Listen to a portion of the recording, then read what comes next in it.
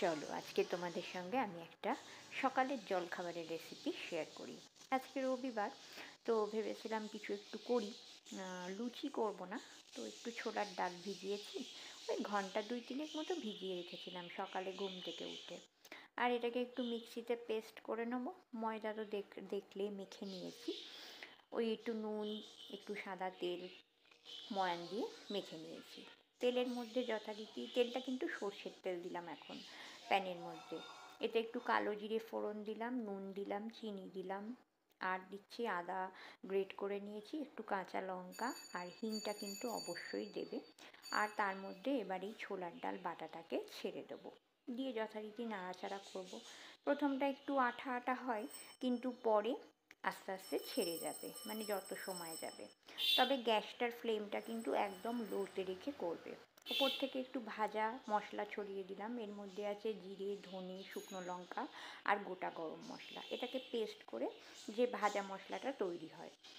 আর তারপরে দেখো, ক্রমশ যত সময় যাবে এরকম ঝুরঝুরে একটা ডালপুরির পুর তৈরি হবে।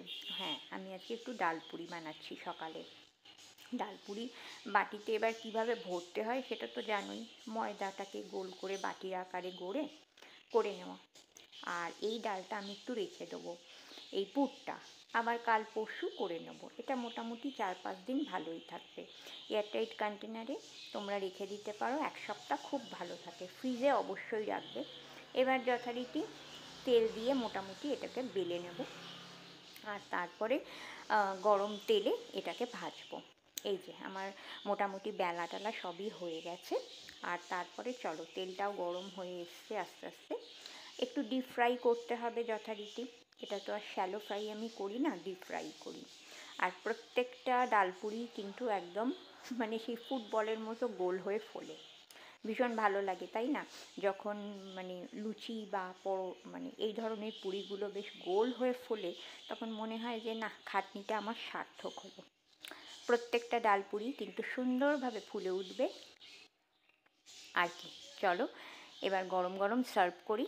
এগুলো তোমরা লুচি, মানে আলুর দমের সঙ্গে সার্ভ করতে পারো, আলু চচ্চড়ির সঙ্গে সার্ভ করতে পারো। তবে আমি আজকে একটা অন্যরকম তরকারি বানিয়েছিলাম, যেটার রেসিপিটা আমি একটু পরে পাঠাচ্ছি। তো চলো, আজকে এখনকার মতো অন্তত একটু টাটা। আবার পরে আসছি, পরে কথা বলবো। আর প্রত্যেককে হ্যাপি সানডে, প্রত্যেকের দিনটা খুব খুব খুব ভালো কাটুক।